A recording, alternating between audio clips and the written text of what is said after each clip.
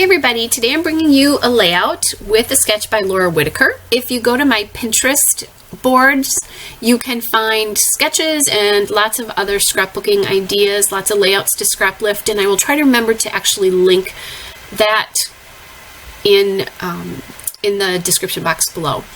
So this layout started out because I absolutely loved that background paper. I bought it at Michael's one day, so it's Recollections paper, and I loved it so much I knew I wanted to use it as just as a total layer by itself. The other thing that's driving this, besides the sketch of course, is those tags. Those two tags are from Maggie Holmes. I was at Hobby Lobby last week and they were on clearance and I bought them, and that decided that since I bought them I wanted to use them right away. And I tend to do that with products when I buy it, is I'll let them sit on my desk until I use it at least once. With layouts with paper, scrapbook paper, I put it in my Cropper Hopper files, and then I sit it in one of my cubes separately until I use it on at least a couple of layouts, and then I'll put it into my main paper files. It's a way for me to keep from forgetting about paper and not using it at all. So I found that pink paper, it's a polka dot paper from Echo Park's Dots and Stripe collection, and it's called Cherry Sorbet, and I cut that into like a shelf for the photos to set on.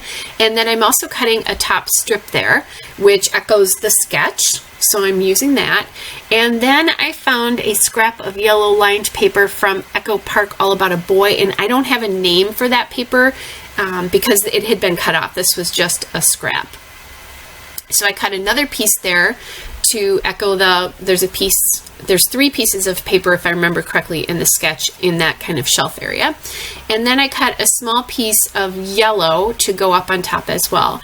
And when I did that, I decided the pink Cherry Sorbet paper was a little bit too wide, so I cut that off. And I'm not loving the yellow paper up there. I think in the sketch it sits even with the top, and I didn't really like that. So I'm kind of playing with that. Do I put it kind of in the middle of that pink? Do I put it towards the bottom? I wasn't quite sure what I was going to do there. So a good idea if you're kind of stuck and don't know what to do is to I've got it positioned kind of like it shows it in the sketch, but now what I'm going to do is I'm going to go to my photo cluster area there and start working on that grouping, because I have a better idea of what I want that to look like. At least I know how I want things glued down and that kind of a thing there, so I can start there. So I'm going to actually position my photos first, and then I'll glue them down, and just I'm kind of being aware of the lines of photos, because the lines of the photos they're staggered in the sketch, so I'm staggering them here as well. They won't end up that way, and you'll see why in just a few minutes. I have that tape there. That is also from Hobby Lobby. It has the gold foil hearts and then a little bit of pink to it, so it's a really nice piece to use here. There was a layer of paper here that was a punched scallop, if I remember correctly, and I'm going to use the washi tape instead. But with the way that looks, I'm creating kind of a trapped white space area underneath the tag on the right and the photo on the left. So I'm going to change how this washi tape sits with the photos. Be the best way to describe what I'm deciding to do here. Okay. So there you can kind of see what I'm doing. I'm going to glue down the tags in the photos, or the tag at least, to give myself some sort of idea of where everything lays. And now I'm figuring out where I want to position that whole cluster according to the pink paper there. Gluing down the middle photo, and then putting that tape over the top there. Now in the sketch, if I remember correctly, the photos are actually staggered so that the two outside photos are higher than the middle, but with the way this tag worked and to avoid creating trapped white space, mine end up kind of in a little bit of a stair step, which is fine. I'm going to glue this washi tape down, and I'm literally going to glue it down. This Hobby Lobby washi tape comes with a liner, a white liner, and I'm not going to take it off, because if I had taken it off, you would have seen where all the photos and everything ended, because it's going over the top, and it would have created kind of a funny, distracting line behind the tape. So I'm just going to leave that on. The other thing you can do is, if you're finding that it's too light, now in this particular case, the tape is really, actually, if I remember correctly, pretty transparent, you know, pretty clear. And so if I'd done that, even if I had layered it, you still would have seen that line, because the tape itself is not actually white, it's the liner that's white. But the other thing you can do is, if you're seeing a little bit too much, or you want your tape to be darker or more noticeable, just layer a second layer right over the top of it. So, you know, match the tape up. In this particular case, I would have had to find where the hearts matched, but match that tape up, and then it will get darker. And I did that not that long ago in another layout. In this particular case, however, I'm using the liner to work for me this time. So I have that cluster really basically done now, or the photo cluster, the bones of the photo cluster are all done. I have the embellishing yet to do, but that will come. And now I'm just going to glue with my ATG the whole cluster down. And I'm coming back to this and trying to decide what I'm going to do. And I really made up my mind as I was working on the photos down in the bottom that I wanted to turn this into a banner. So I'm cutting the fishtails in it.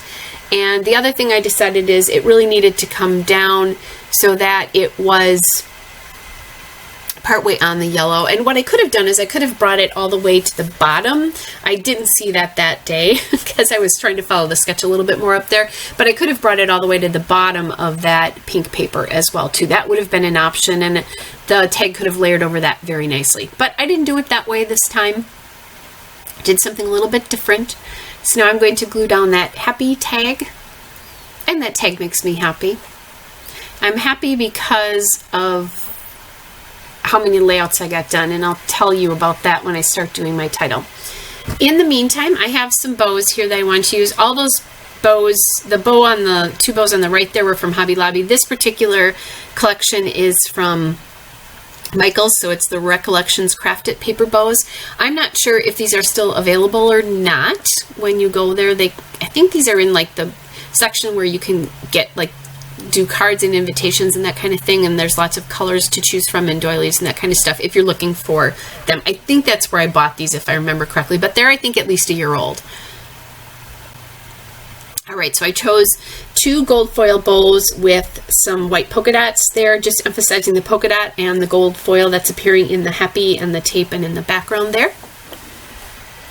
The next thing I want to do is I want to add some twine to the tags, and I thought about using that the gold and white baker's twine there, and I also thought about using the pink or the turquoise color there, because those both appear in the layout as well. But I decided I really wanted to bring some more black into this. There's a lot of black, well, there's that black diagonal stripe on this tag. There's black in the photo, but there's no black up in the top cluster, so it's looking a little light to me, like it's floating a little bit up there and needs a little more color to anchor it, and that's what I'm going to do with this particular black twine. So it's just a small thing, but it brings that top cluster back down into the bottom cluster as well. And that twine won't stick out the side, obviously, when it's a page protector, but that's fine. All right, the next thing I need to do is work on my title here. And I'm looking at some options within my gold letters. I have these 2 glitter choices and then a foil choice on the left. I'm going to end up using this alphabet here. This is the gold glitter alphabet from the American Cross the Thickers, and it's called Dreamer.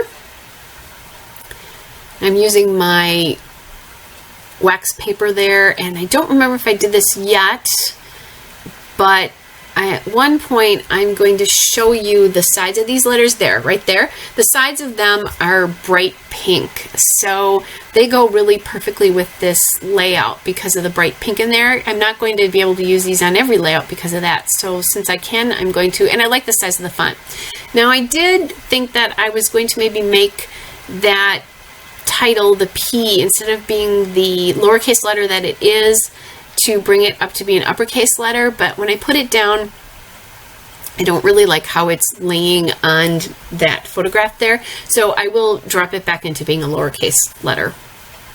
And what I'm doing here is I'm going to use the white photo there just as the guide for my title. And that's fine. The reason I did it is because it's lower.